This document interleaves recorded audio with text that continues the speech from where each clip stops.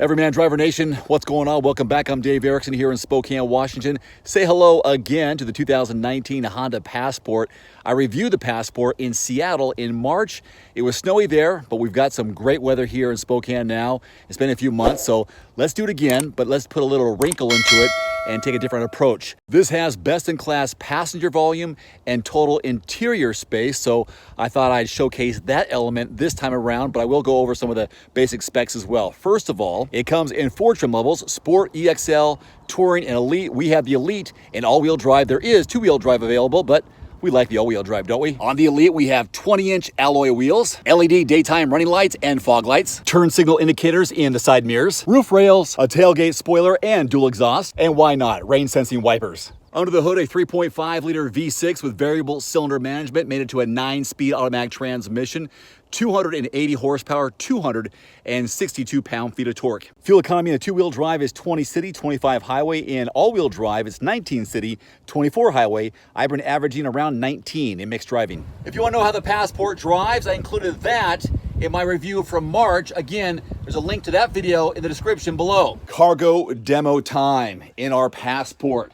I got this thing filled up pretty good today. So here's an example. Front seat, huge bin, diaper bag, couple of boxes. One's being smashed, that's my fault. Got a human being back there. Their bottle of pear juice. Hey, finish that up, would you, buddy? Appreciate it. This could be a little bit more organized, but I'm going with it. Couple of hoses. I got the nozzles pointed up so they don't spill. End table, another box of stuff, and there's also an ottoman table. Oh, more boxes, check that out. And here's this ottoman table upside down. So, yeah, Passport for adventure and for cargo. And for babies, yeah, or small human beings. So there you go. That is a quick look at how you can utilize this bad boy in terms of cargo space and mini human spaces. Let's continue. New day, new example of some of the cargo in the Passport. So I've pretty much emptied it out except for a bicycle in back. But I want to show you like the cubby holes and how convenient they are. Although I could use one more cup holder in the side door. I'm able to use this spot right here for my favorite Red Bull. But there's a nice ledge here, indent in this one, pocket up here. I'll go inside in a second. Now you've got 2 cup holders in the back door, spot here, more down there, a little small ledge for something. I've been utilizing these sun visors on both sides for the big guy. There's part of the bicycle. I'll show you that in a second.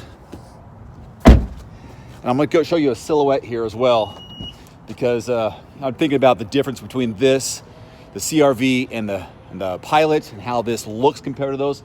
So here, utilizing more cargo, of course, with the bicycle in the back, and I'm also able to keep one of the back seats up, and those go down by pushing these buttons here. So I pushed this one, which was very convenient. Oh, what the heck? What'd I do? That was close. Little trays inside. I was putting some bike components back there, one on each side. There is, let's see if I can lift this up at the same time, compartments below the floorboard, which is kind of high, looking at the liftover height. So just around this section on my body, not quite to my waist. So I don't know the measurements exactly, but okay.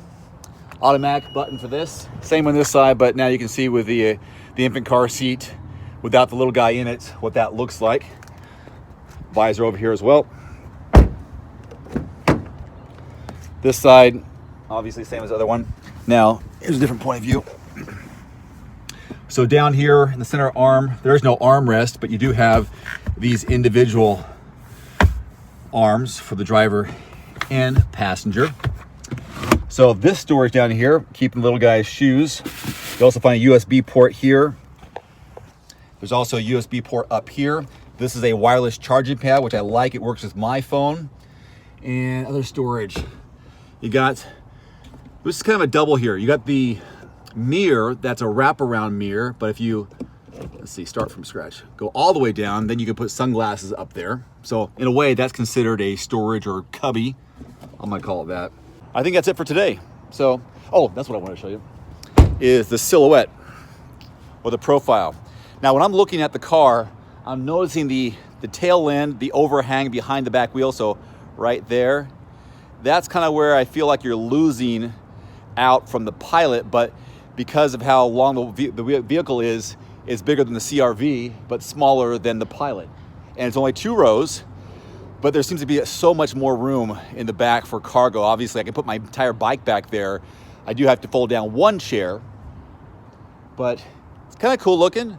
I'm so close to considering one of these, but we're on the fence about getting, not on the fence, we want to get a Pilot. We'll probably get a Pilot for our next vehicle, trading in for the Jeep Grand Cherokee, which we have now. My wife has that one. We're actually thinking about getting a Pilot, so 1 step bigger than this one. You'll see it eventually if we end up getting it. Okay, moving on. By the way, the official cargo volume behind the back row is 41.2 cubic feet of volume. When both these seats are folded flat, 77.7 cubic feet of volume. So the MSRP range on a new Passport for 2019 is between 32 and 44 grand. We have the one that's 44 grand because this is the top trim level in all-wheel drive. I'll leave it up to my previous video, which you'll find a link in the description below, for my driving and other things on the inside with the infotainment system, back room, back seat, leg room, and headroom, and those kind of things. So this is more or less, let's showcase the best-in-class interior space and volume and see how realistic it is if you want to use one of these on a regular basis. I found it super helpful, super easy, barely inconvenience, although I'd probably prefer a Pilot, but hey, I love Hondas either way. Honda fanboy.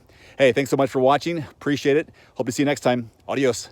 One more thing before you go. I've added links to some of the best-selling automotive accessories on Amazon right now, along with links to some of my product reviews. You'll find it in the description below this video.